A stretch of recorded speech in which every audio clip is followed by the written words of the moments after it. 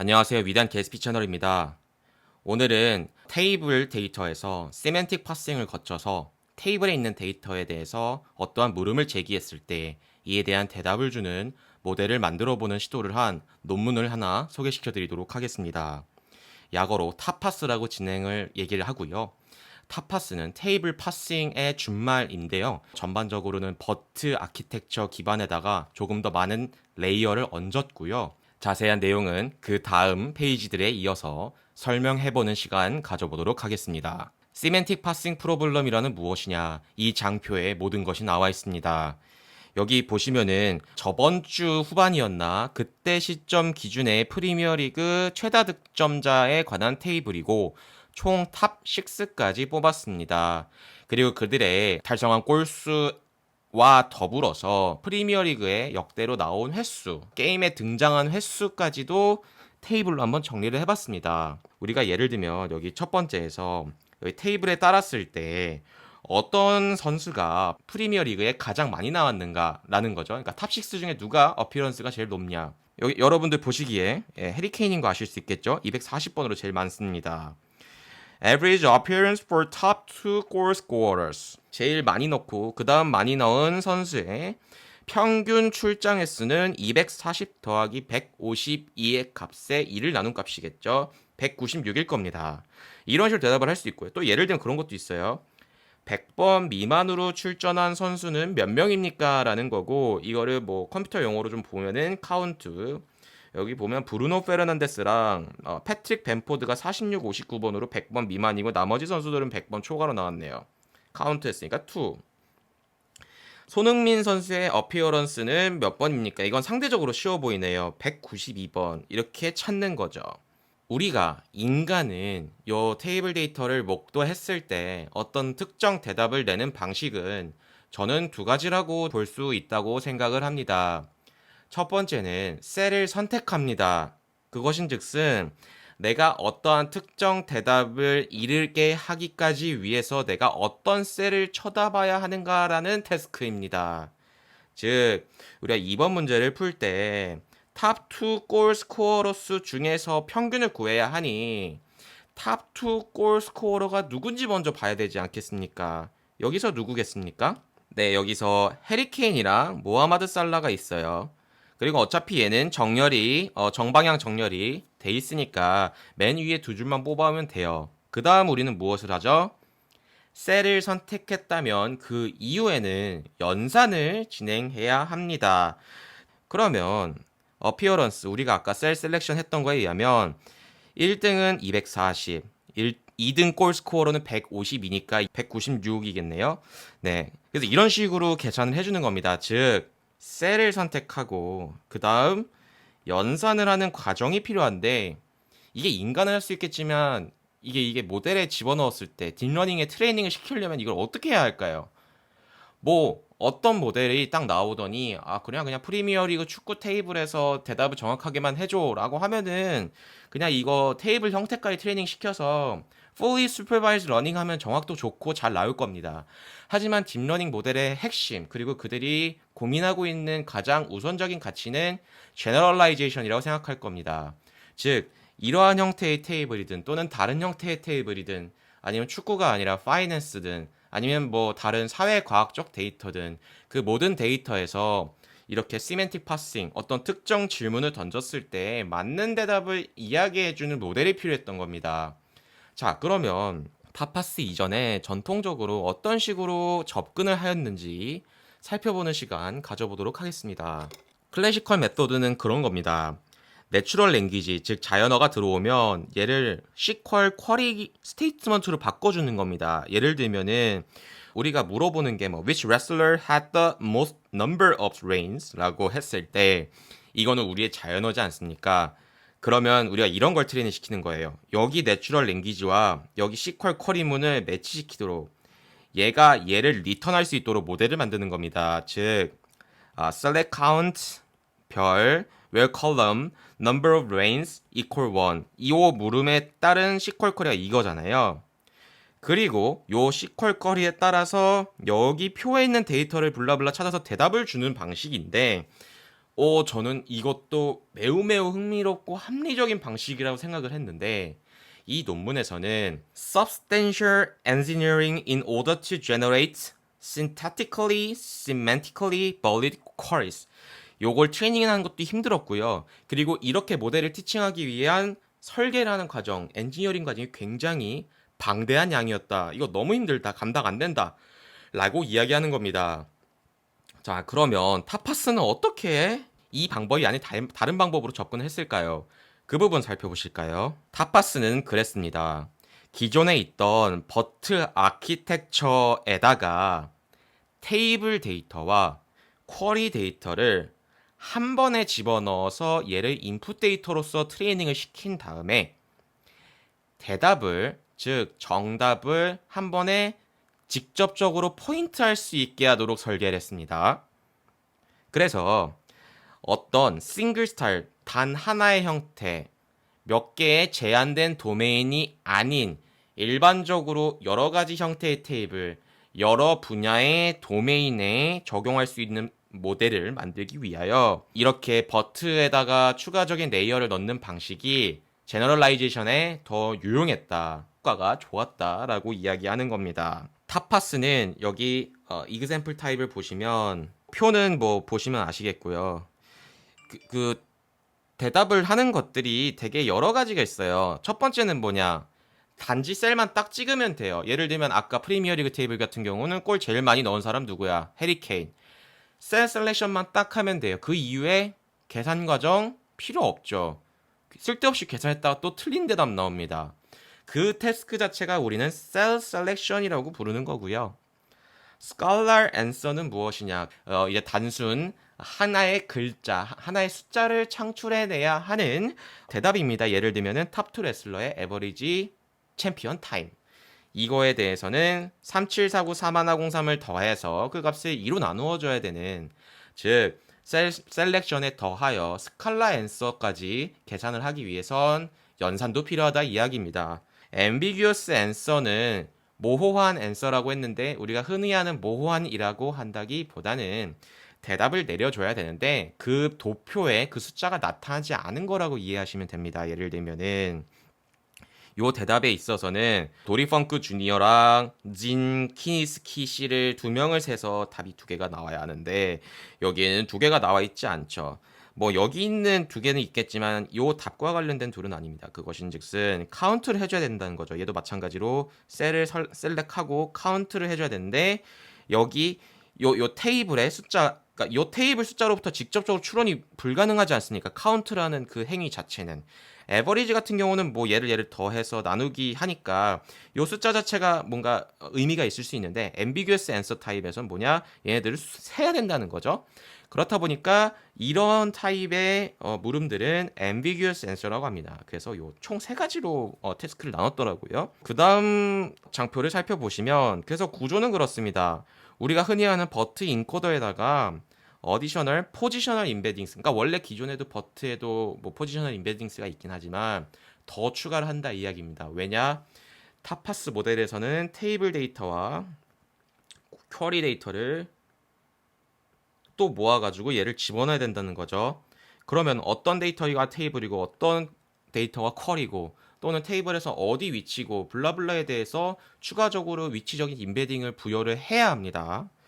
그래서 여기 보시면은 어디셔널 임베딩스 레이어들이 여러 개가 있는데 포지션 아이디, 세그먼트 아이디, 컬럼 로우 아이디, 랭크 아이디, 프레비어스 앤서 되게 많은 변수들이 있습니다.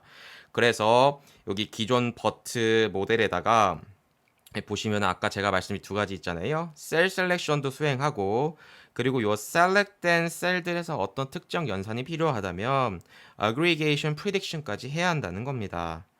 여기 이것이 인풋 데이터인데요. 여기 중간에 구분자를 넣어주시고 토큰 1부터 n까지 퀘스천을 넣어주고요.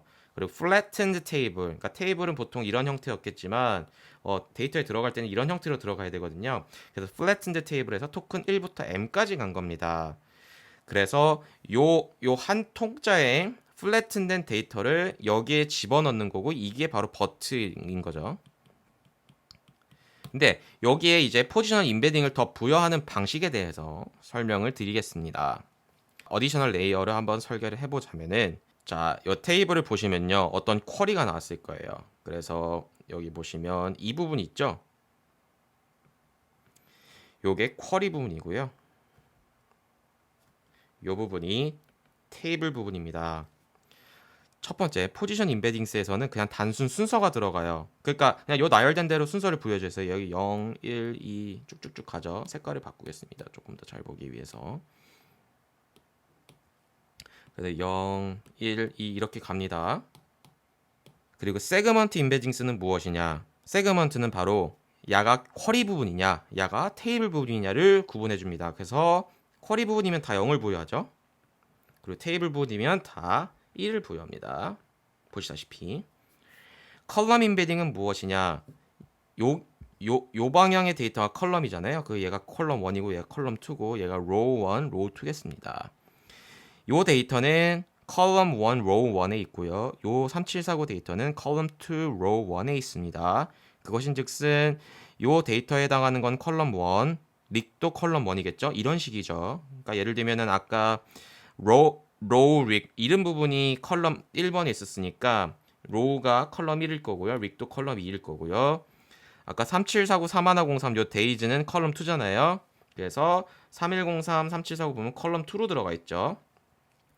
그리고 컬럼 네임도 마찬가지입니다. 컴바인드 데이지도 컬럼 2 부분이니까 컬럼 2로 들어갔고, 네임은 그냥 한 어절이어서 한 칸만 나왔네요. 컬럼 1 이런 식으로 구분을 해주는 거죠.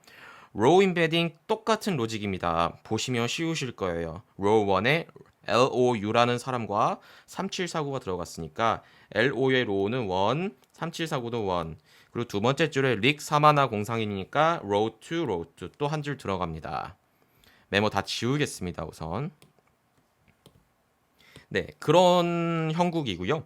그리고 랭크 임베딩스는 무엇이냐면요. 데이터에서 만약에 숫자로 부여가 된다고 한다면 숫자가 나왔으면 얘에 대해서 랭크를 부여하는 겁니다. 예, 보시면은 3749 3103이잖아요. 3749 3103의 랭크를 살펴보실게요. 3103이 그러니까 이제 오름차순인가 봐요. 그래서 더 작은 숫자가 1이 나오고 더 큰 숫자가 2로 나오고요. 나머지 데이터는 다 어절이잖아요. 그러니까 언어잖아요. 언어에서는 랭크가 명목적인 숫자는 아니기 때문에 랭크를 다 빵으로 부여하는 겁니다. 그래서 토큰 임베딩즈, 포지션, 세그먼트, 컬럼, 로우, 랭크까지 다 집어넣어서 얘를 통째로 러닝을 시키는 거라 보시면 됩니다. 그래서 프레딕션은 어떤 식으로 진행하는지 보시겠습니다. 제가 아까 말씀드렸지만 셀 셀렉션 태스크와 어그리게이션 태스크가 존재한다고 했고, 셀 셀렉션 태스크는 그냥 셀 셀렉션을 하면 되는 거고요. 아까 말씀드린 스칼라 앤서를 주려면 셀 셀렉션에다가 어그리게이션, 즉 연산을 해야 하는 겁니다. 그리고 ambiguous answer에 대해서는 이 대답이 단지 셀 셀렉션으로 끝날지 아니면 스칼라까지 해야 될지 아니면 뭐 세는 연산이 필요할지 모르겠으니까 여기 셀 셀렉션에 대해서 PA 그리고 오퍼레이션 O는 S 이상, 그러니까 S는 threshold를 준 겁니다. 그래서 S는 0초가 1 미만입니다. 그래서 이 S를 조정해가면서 트레이닝을 한다고 논문에 언급이 돼 있습니다. 셀 셀렉션을 보시면요. 여기 OP 보이시죠? OP. 이 OP가 오퍼레이션을 말하는 겁니다. 오퍼레이션. 그래서 오퍼레이션에는 전반적으로 어떻게 돼 있냐? 구성이 카운트가 있고요. 그리고 썸도 있고요. 에버리지가 있어요. 그러니까 이제 테이블에서 할 수 있는 연산들 중에 뭐 이런 것들이 존재한다 이야기죠. 그래서 어떤 특정 물음이 카운트 확률, 썸일 확률, 에버리지일 확률을 OP라고 칭하고요. 셀 셀렉션은 아무것도 아닙니다. 그래서 제로로 줘요. 왜냐하면 셀을 단지 선택하는 건 단지 세는 것도 아니고 더하는 것도 아니고 평균하는 것도 아니잖아요. 선택만 하면 되니까 얘는 넌을 리턴하게 만들었습니다. 하지만 스칼라인스의 경우는 다릅니다. 이게 그 S 프리딕션이 우리가 앤서라고 보시면 돼요. 앤서가 어떻게 계산이 되느냐? 각각의 이제 선택된 셀들이 존재하겠죠. 선택된 셀들의 그 셀에 해당하는 오퍼레이션의 확률을 곱해줍니다. 그리고 그 오퍼레이션의 실제값도 곱해줍니다. 즉 확률값 구할 때 뭐 주사위의 평균 숫자를 구할 때 주사위의 숫자가 각각 나올 확률은 6분의 1이지만 평균 숫자를 구하려면 뒤에 1, 2, 3, 4, 5, 6을 곱해야 되지 않습니까? 얘도 비슷한 컨셉이라고 보시면 됩니다. 그래서 PA, OPI는 이렇게 나오도록 되어 있습니다. 그러니까 예를 들면은 그겁니다. 어떤 물음이 있었는데 S가 있죠. 여기 S. 요 PS가 뭐냐면 요 특정 셀들이 선택될 확률입니다. 0.9, 0.9, 0.2가 나왔네요. 그럼 우리는 어떤 물음이 나왔는데 보니까 랭크 1, 2, 4들에 대한 이야기인가 보네. 근데 1, 2, 4의 데이즈에 대한 값은 37, 31, 15네. 라고 먼저 오늘 생각을 한 겁니다. 그리고 그 물음에서도 우리가 어떤 연산을 해야 되는지도 예측을 한다고 말씀드렸죠. 그래서 아까 말씀드렸지만 단순히 셀 셀렉션은 넌인데요. 요 프레딕션에 따르면 이게 물음이 카운트 물음의 확률은 0.1일 것 같고 썸일 확률은 0.8인 것 같아. 에버리지 확률은 0.1인 것 같아. 그러니까 아까 시컬문 커리한 것처럼 정확한 어그리게이션을 그냥 예측한 게 아니라 중요한 건 위클리 슈퍼바이즈드 아까 S 부여한 것처럼 조금의 하이퍼 파라미터를 줘가면서 조금만 최소한의 감독을 주면서 얘를 스스로 트레이닝을 하게 하는 겁니다. 보시면은 37, 31, 15잖아요. 연산을 해보겠습니다. 카운트로 지금 무엇일까요? 한 번만 세면 되죠. 자, 이해되셨죠? 37, 31, 15를 한 번씩 세면 되는데 컨피던스가 0.9잖아요. 그러면 한 번 세는 게 아니라 0.9번을 세는 거예요. 그래서 37, 31, 15에 대해서 0.9, 0.9, 0.2를 더해서 2라는 값이 나왔어요. 그러니까 이게 최종 답에 대한 그런 프레딕션을 이런 식으로 만들어 가는 거예요. 썸도 마찬가지죠. 썸은 어떻게 하면 될까요? 썸은 뒤에 숫자를 곱하면 돼요. 그러니까 예를 들면 1, 2, 3, 4, 5라는 숫자가 있는데 1, 2, 3, 4, 5라는 숫자를 더하려면 1, 2, 3, 4, 5를 더해야겠지만 1, 2, 3, 4, 5의 숫자를 여기에 몇 가지의 숫자가 있는지 세려면 1이 몇 개 있고 2가 몇 개 있고 해서 결국은 1이 5번 더해져서 5번 세지는 거잖아요.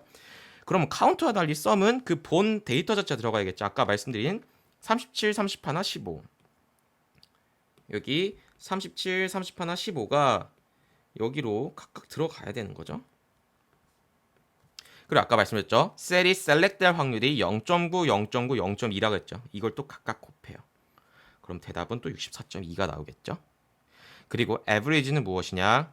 아까 37, 31, 15인데 얘를 서메이션을 하고 카운트로 한 걸 나눠줘야겠죠. 결국 average는 단순히 썸값 나누기 카운트 값이에요. 그래서 보시면 64.2 나누기 2가 32.1이잖아요. 네, 64.2 나누기 2가 32.1이잖아요. 이렇게 해주는 겁니다.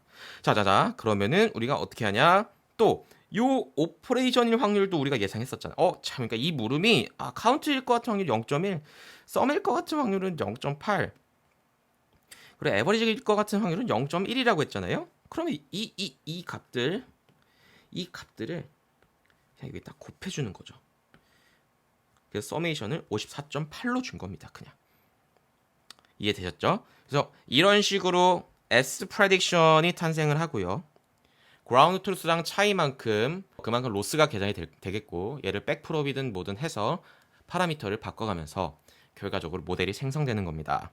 그래서 이 타파스의 정확도, accuracy는 몇이나 될까라고 보시면 전반적으로 실험한 데이터셋은 뭐 퀘스천 앤서링에서는 다 유명한 것들이죠. SQA, 그리고 WTQ, 그리고 위키 SQL을 대상으로 파악을 해본 결과 이 논문이 2020년도에 나왔는데요. 2019년도 당시에 소타 알고리즘과 비교를 했을 때 타파스가 그래도 조금의 성과가 얘는 거의 비슷한 퍼포먼스였는데 나머지는 좀 올라갔다라는 이야기를 하게 된 겁니다. 시멘틱 파싱 프로블럼이 이게 되게 어려운 태스크예요. 그래서 아까처럼 어떻게 보면 되게 말도 안 된다고 생각할 수도 있겠지만 뭐 특정 기능은 한다라고 우선 힌트를 얻어 주셨으면 좋겠고요. 그리고 시멘틱 파싱 프로블럼은 굉장히 대세입니다. 예를 들면은 표를 보고 이를 기반으로 데이터를 뽑아내서 연산하는 것들이 인간이 그래도 나름 융통성을 발휘하고 나름 능력을 발휘할 수 있는 분야라고 생각을 하는데 딥러닝 모델에 있어서 단순히 캣과 도구를 구분하는 것뿐만 아니라 어떤 자연어를 캐스천 형태를 그대로 받아서 얘를 테이블이랑 섞어버려서 바로 트랜스포머에 때려 넣은 다음에 답을 유추해내는 방식, 그리고 accuracy가 아직은 만족스러운 퍼센테이지는 못 미치지만 그래도 어느 정도 퍼포먼스는 발휘하고 있다라는 사실에 대해서 저는 이 논문을 읽으면서 굉장히 흥미로웠습니다. 그리고 이렇게 테이블 쿼리를 합해서 넣는 것도 제너럴라이제이션을 위해서 어떻게 보면 전략적인 선택이었을 수 있겠구나. 하지만 더 나은 건 없을까라는 또 생각을 해보게 되고요. 제가 코드를 만든 것도 있는데 이거를 시연할 시간이 있을지는 지금 좀 학기가 바빠서 좀 묘연은 한데 나중에 시간이 되면 그걸로 찾아뵐 수 있는 기회가 생기도록 스스로 노력을 많이 하도록 하겠습니다. 여러분 모두 위대한 투자하시기 바랍니다.